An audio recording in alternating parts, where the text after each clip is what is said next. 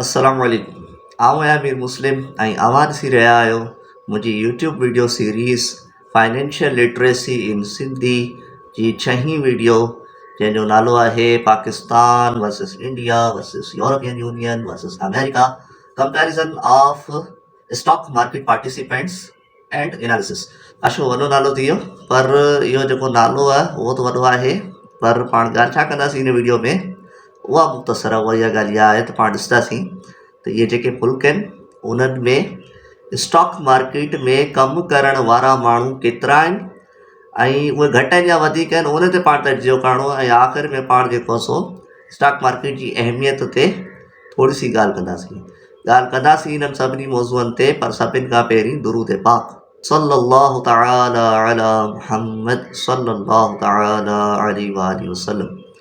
तो दोस्तों, ये जेका असां सीरीज़ शुरू कई है फाइनेंशियल लिटरेसी के हवाले सां, तो स्टॉक मार्केट जो मौज़ू पाण इन करे खयो आहे जो स्टॉक मार्केट सां पाण खे ख़बर पवे थी त कंहिं बि मुल्क में केतिरा माण्हू स्टॉक मार्केट में कमु कनि था। इन सां पाण खे इहा ख़बर पवे थी त उन मुल्क में फाइनेंशियल लिटरेसी केतिरी आहे। त हिकिड़ो त अॼु जो जेको मौज़ू आहे उनजो मक़सदु इहो आहे त पाण इहा जांच करियूं तो फाइनेंशियल लिटरेसी केतिरी आहे, ठीकु आहे। ऐं ॿियो पाण अॼु जी वीडियो में इहो ॾिसंदासीं त हीअ जेके ॿिया मुल्क आहिनि इंडिया, यूरोपीय यूनियन, अमेरिका, इहे जेके आहिनि फाइनेंशियल लिटरेसी में पाण खां केतिरा अॻियां वधी चुका आहिनि ऐं पाण खे केतिरो अञा मुक़ाबिलो करिणो आहे। सो इहो अॼु जी वीडियो जो बेसिक मक़सदु आहे, ठीकु आहे। पाण तव्हांजो टाइम ज़ाया कोन था करियूं, अचूं था पाण पंहिंजे पहिरें मौज़ू ते। पहिरियों जेको सुवालु आहे उहो इहो आहे त पाकिस्तान में केतिरा माण्हू स्टॉक मार्केट में कमु कनि था। अच्छा, स्टॉक मार्केट कमु कीअं थी करे, स्टॉक मार्केट में कमु करण जो तरीक़ो छा आहे, इहे सभु ॻाल्हियूं इंशाअल्लाह पाण इन ई सीरीज़ में जेके ॿियूं आउं वीडियोस ठाहींदुसि तव्हांखे डिटेल सां सम्झाईंदुसि। पर अॼु जेको पंहिंजो जेको मौज़ू आहे उहो आहे पार्टिसिपेंट्स जे हवाले सां, त केतिरा माण्हू कमु कनि पिया, ठीकु आहे। सो पाकिस्तान जी जेका SECP आहे, securities and exchange commission of Pakistan, जेको इदारो आहे, रेगुलेटरी इदारो आहे, उन जी जेका लेटेस्ट रिपोर्ट आहे उन जे मुताबिक़ पाकिस्तान जी आबादी जो सिर्फ़ु 0.25%, आई रिपीट ओनली 0.25%, 1% जो बि चोथों हिसो, 1% बि न, मतिलबु सिर्फ़ु 25 लख माण्हू जेके आहिनि इहो कमु कनि पिया। सिर्फ़ु 25 लख इहो माण्हू कमु कनि पिया, मतिलबु तमामु घटि आहिनि। ऐं मुंहिंजे ख़्याल में शायदि दुनिया जो को अहिड़ो मुल्क हूंदो जिते माण्हू स्टॉक मार्केट में एतिरा घटि कमु कनि पिया। हाणे हिते पाण एनालिसिस कयूं था कि छो आहे, वजह छा आहे। उन जी जेके वजूहात जाम सारियूं आहिनि, उन में हिकिड़ी वजह जेका वॾे में वॾी वजह आहे उहा आहे फाइनेंशियल लिटरेसी। माण्हुनि वटि फाइनेंशियल लिटरेसी आहे ई कोन, उन्हनि खे ख़बर ई कोन्हे स्टॉक मार्केट कीअं थी कमु करे, छा आहे। ऐं ख़बर जेके ॾियनि पिया कुझु यूट्यूब चैनल्स आहिनि, मूं ॾिठो गौर कयो तक़रीबन 50 जे क़रीब, 40-50 पाकिस्तान स्टॉक मार्केट जे हवाले सां चैनल जेके आहिनि अची चुका आहिनि यूट्यूब ते। पर मूं उन्हनि जा व्यूज़ चेक कया 100-500 2000। ऐं जेको वॾे में वॾो जेको मुंहिंजे हिसाब सां जेके माण्हू वधीक ॾिसनि था उहो सरमाया.pk वारनि जो चैनल आहे। तो उन्हनि जूं जेके हॉट जेके मतिलबु जेके पॉपुलर जेके फेमस वीडियोज़ आहिनि उहे बि तक़रीबन 5000 10,000 वधि में वधि 20,000 व्यूज़ आहिनि। व्यूज़ आहिनि ई कोन, सफ़ा कोन, टुप कोन, मतिलबु माण्हू ॾिसण ई कोन था चाहिनि। ऐं कॾहिं कॾहिं नज़र पइजी ईंदी आहे त पाकिस्तानी ड्रामनि जा व्यूज़ केतिरा आहिनि, तो 1 मिलियन 2 मिलियन, माना हिकिड़ी किस्त खे 20 लख 40 लख माण्हू ॾिसण था। तो ड्रामा, सास बहू, फज़ूल क़िस्म जूं शयूं जेके आहिनि उन में 1 मिलियन 2 मिलियन व्यूज़ आहे, पर कम वारी शइ जे लाइ को माण्हू ॾिसण जे लाइ तयारु कोन्हे। इहा हालत आहे पंहिंजी फाइनेंशियल लिटरेसी जी। ऐं ॿियनि जी ॻाल्हि छा कंदुसि, ऐं पंहिंजे चैनल जी ॻाल्हि कंदुसि। अवल त मूंखे ॾिसे केरु थो, ऐं जेके ॾिसनि पिया उहे छा मूंखे लाइक कनि था। हा, सॼी वीडियो ॾिसंदा पर लाइक कोन कंदा। सो काइंडली यार, अगरि तव्हांखे पसंदि अचे वेठो त असांजे चैनल खे सपोर्ट करियो, लाइक करे छॾियो, शेयर करियो, सब्सक्राइब करियो, ठीकु आहे। तो पाण हल था अॻियां था हलूं। इंडिया, अच्छा इंडिया जी जेका आहे उन्हनि जी NSE नेशनल सिक्योरिटी एक्सचेंज, उन जी रिपोर्ट जे मुताबिक़ इंडिया जी आबादी जो 3.5% घणो थींदो। टोटल आबादी 138 करोड़, 1 अरब ऐं 38 करोड़। सो 138 करोड़ जी 3.5% वञी थिए थो तक़रीबन 4.5 करोड़। तो इंडिया में 4.5 करोड़ माण्हू जेके आहिनि से इन कम में इन्वॉल्व आहिनि। हाणे जो मतिलबु छा आहे, ॾिसो हाणे इंडिया जी तारीफ़ करण जी दिलि कोन थी चवे, पर उहो हिकिड़ी चवणी आहिनि त give devil the share what it deserve, मतिलबु तूं शैतान खे बि उनजो हिसो ॾियो अगरि उहो हक़दार आहे त। सो इंडिया जी तारीफ़ में आउं वधीक लफ़्ज़ कोन ॻाल्हाईंदुसि, बसि एतिरो चवंदुसि हुते फाइनेंशियल लिटरेसी आहे पाण खां वधीक। ऐं फाइनेंशियल लिटरेसी जो आलम इहो आहे त हुते 80 करोड़ बैंक अकाउंट आहिनि, या ॿी ॻाल्हि अलाए छा था कनि बैंक अकाउंट खां, पर बैंक अकाउंट हुते आहिनि। अच्छा ॿियो आउं इहो ई चवंदुसि त हुते जी जेका अक्सरियत आहे उहा सिर्फ़ु पंहिंजे इदारनि खे, पंहिंजे मुल्क खे गारियूं ॾियण जे लाइ, बुरो भलो चवण जे लाइ, उते एतिरी आबादी वांदी कोन्हे का। उते हू चाहिनि था त असां कमु करियूं, ऐं कमु कनि बि पिया। अच्छा हुते जी जेका इकोनॉमी आहे उहा बि पाण खां वधीक फॉर्मल आहे। पाकिस्तान जी मतिलबु 2 क़िस्म जूं इकोनॉमीज़ आहिनि, हिकिड़ी त आहे न डॉक्यूमेंटेड फॉर्मल इकोनॉमी, हिकिड़ी हूंदी आहे अनडॉक्यूमेंटेड इनफॉर्मल इकोनॉमी। त पाकिस्तान जी इकोनॉमी आहे तक़रीबन $370 बिलियन।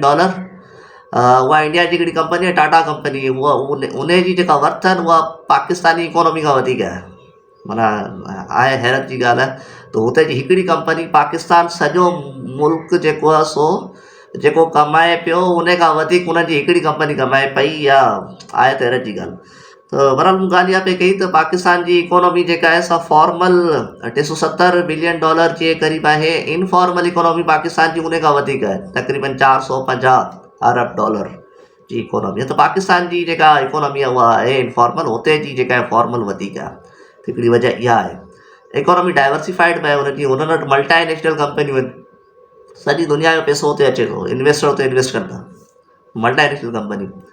ऐं मूंखे मञणु घुरिजे जेको मूं यूज़ कयो आहे, पाकिस्तान जी जेके ऐप्स आहिनि, जेके ट्रेडिंग ऐप्स आहिनि 15 साल पुराणियूं, मतिलबु त उहा ई टेक्नोलॉजी हले पई जेके पहिरें दफ़ा ऐप्स आयूं हुयूं बिल्कुलु ओड़ियूं, का उन में मज़ो ई कोन थो अचे यूज़ करण में। ऐं ॿुधो आहे त इंडिया जूं जेके ऐप्स आहिनि ट्रेडिंग उहे जाम सुठियूं आहिनि। त बहरहाल इहे कुझु इशू आहे इंडिया जे हवाले सां। पाण अचूं था टियों नंबर पंहिंजो आहे यूरोपी यूनियन। सो यूरोपी यूनियन जी तक़रीबन 15% आबादी, 15% आबादी तक़रीबन 7.5 करोड़ माण्हू उन्हनि जे स्टॉक मार्केट में इन्वेस्टेड आहिनि। मतिलबु छा आहे, मतिलबु इहो आहे त उन्हनि खे पंहिंजे मुल्क ते भरोसो आहे, पंहिंजे मुल्क जी कंपनियुनि ते भरोसो आहे, उहे इन्वेस्ट कनि था। हुननि वटि फालतू सियासतदाननि जी फालतू बयाननि जे लाइ फालतू टाइम बिल्कुलु बि कोन्हे को। हू पंहिंजे टाइम खे इंजॉय था कनि। यूरोपियंस जी हिकिड़ी ॻाल्हि आहे, 6 महीना कमु कंदा, 6 महीना दुनिया घुमणु वेंदा। उहो नेगेटिविटी न को ॾिसणु चाहिनि, न को ॿुधणु चाहिनि, न को नेगेटिविटी हुननि जे अॻियां चवनि था न करियो यार, असांजो टाइम कीमती आहे। छा ॻाल्हि कजे पाकिस्तान जी, पाकिस्तानी चैनल्स जी, रुगो नेगेटिविटी आहे, रुगो नेगेटिविटी आहे, का पॉज़िटिव ॻाल्हि ई कोन्हे। बल्कि ईअं पुछा कई पाकिस्तानी मेन स्ट्रीम मीडिया वारनि खां, कंहिं पुछा कई त एतिरो नेगेटिविटी छो था फैलायो, सनसनी आहे, माना स्कैंडल आहे, रोज़ का न का ख़राबु ख़बर आहे, छो? तो पाकिस्तानी चैनल मालिकान चवनि था त छा करियूं, मजबूर आहियूं, पाकिस्तानी आवाम चाहे इहो थी। पाकिस्तानी आवाम जेका आहे उहा पॉज़िटिव असां प्रोग्राम ॾियूं था, ॾिसे ई कोन थी, व्यूज़ ई कोन था अचनि। असांखे TRP तरह थी मिले, जॾहिं हू नेगेटिव असां हलायूं था, हू नेगेटिव ॾिसनि था, तो भई जो दिखेगा वो बिकेगा। तो असांखे ॾेखारिणो नेगेटिव आहे त पोइ माण्हू ॾिसनि था न, माण्हू ॾिसनि था त असां ठाहियूं था। त इहो हुननि जो हिकिड़ी पॉइंट। ख़ैर फालतू टाइम ज़ाया कोन था करियूं। चौथे ते था अचूं। पंहिंजो जेको चौथो मुल्क आहे उहो कहिड़ो आहे, अमेरिका। ठीकु आहे, अमेरिका जाम सारा असांजा पाकिस्तानी आहिनि जेके चवनि था फ्लैट फॉर अमेरिका। ठीकु आहे, पर ॾिसो हुते छा पियो थिए। हुते जी 55% 55% आबादी जेका आहे उहा हुते जे स्टॉक मार्केट में इन्वेस्ट करे थी। What does it mean? It simply means that from the CEO towards Mali, towards gardener, towards sweeper, towards clerk, towards teacher, हुते जो जर्नल, हुते जो फौजी, हर माण्हू स्टॉक मार्केट में कमु करे हेड़ो। छो पियो करे? जाम सरियूं वजूहात आहिनि। पहिरीं वजह थी आहे तो हू चाहे थो त आउं बि कमु करियां, मुंहिंजो पैसो बि कमु करे। स्टॉक मार्केट में जेको पैसो विझे थो उहो पैसो कमु पियो करे न, माण्हू सुतो पियो आहे। स्टॉक मार्केट जूं कंपनियूं कमु कनि पियूं, उहे कमाइनि पियूं, ऐं जेकॾहिं तव्हां उन्हनि कंपनी जा मालिक आहियो त पोइ तव्हांखे प्रॉफिट थिए थो, तव्हांजो पैसो ग्रो करे थो, कंपनी वधे थी, तव्हां वधो था।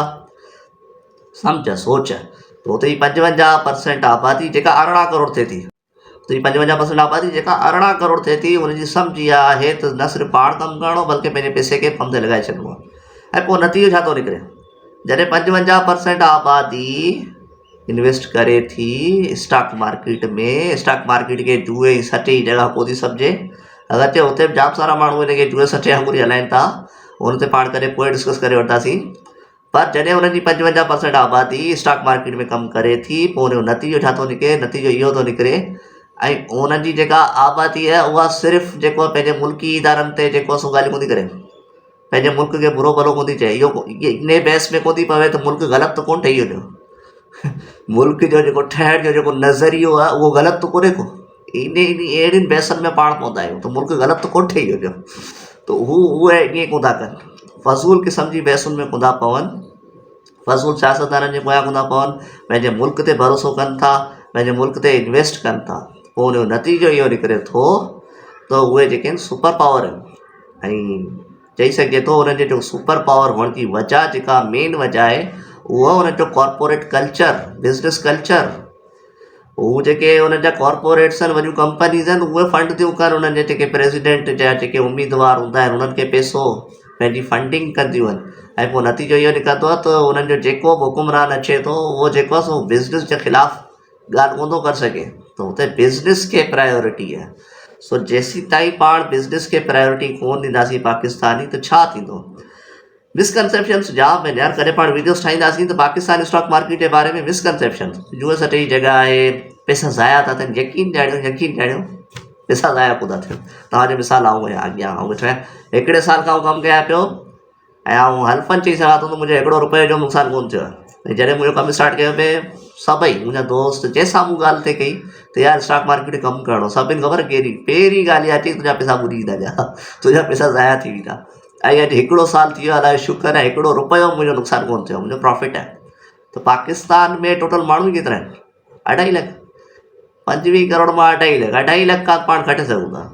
पाकिस्तान जी हालत इहा आहे त हिते अंधनि में काणो राजा आहे अंधनि जा मतिलबु पंहिंजे पाण खे थो चवां, अंधनि में काणो राजा आहे। थोरी सी पढ़ाई जी ज़रूरत आहे, पढ़ाई करणी पवंदी भई, पढ़ाई खां सवाइ कमु कोन्हे को। थोरी इल्मु नॉलेज ॼाण ज़रूरी आहे।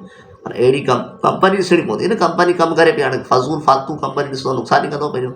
थोरी सी पढ़ाई, थोरी तव्हांखे सब्र खपंदो, थोरी हिमत खपंदी पैसा ख़र्चु करण जी। डपु कढणो पवंदो, 10,000 ख़र्चु करणा पवंदा स्टार्टिंग जे लाइ, 10,000 खपंदा। ऐं थोरी सी गाइडेंस खपंदी। गाइडेंस जे लाइ असां वेठा आहियूं। असांजो यूट्यूब चैनल आहे, व्हाट्सअप नंबर आहे हुते लिखी वेंदो 0311980095। असांजो व्हाट्सअप ग्रुप आहे, तव्हां मैसेज कजो, तव्हांखे हुन ग्रुप में ऐड करे रखंदासीं। ऐं पोइ हुते तव्हां सुवाल कजो जेको तव्हांखे हुजे, इनशाला असां तव्हांखे गाइड कंदासीं। सो चवण जो मक़सदु इहो आहे त हीउ कमु आउं सम्झां थो हर पाकिस्तानी खे सिखणु एटलीस्ट ज़रूरु घुरिजे, सिखणु घुरिजे। पोइ कयो या न कयो उहो तव्हांजी मर्ज़ी आहे, सिखो लाज़मी। ठीकु आहे जी। सो आख़िर में इहा ई ॻाल्हि चवंदुसि, अगरि तव्हांखे कमु असांखे पसंदि अचे त काइंडली तव्हां लाइक कजो, शेयर कजो, सब्सक्राइब कजो। इनशाला अचण वारी वीडियोज़ में पाण जेको आहे सो इहो ॾिसंदासीं त पाकिस्तानी स्टॉक मार्केट जेका आहे उहा पूरी दुनिया जूं जेके स्टॉक मार्केट्स आहिनि उन्हनि खां यूनिक छो आहे, वधीक मुंहिंजे हिसाब सां अट्रैक्टिव आहे। ऐं छो अट्रैक्टिव आहे उन ते पाण इनशाला नेक्स्ट अचण वारी वीडियोज़ ते कमु कंदासीं। ऐं पोइ पाण इहो बि ॻाल्हि कंदासीं त स्टॉक मार्केट जो कमु ॿियनि कमनि खां आसान कीअं आहे। इनशाला जाम कम वारी शयूं ईंदियूं, सब्सक्राइब करे वठो जीअं तव्हांजो नुक़सानु न थिए। दुरूद पाक सल्लल्लाहु अला मुहम्मद सल्लल्लाहु अलैहि वसल्लम, फी अमान अल्लाह।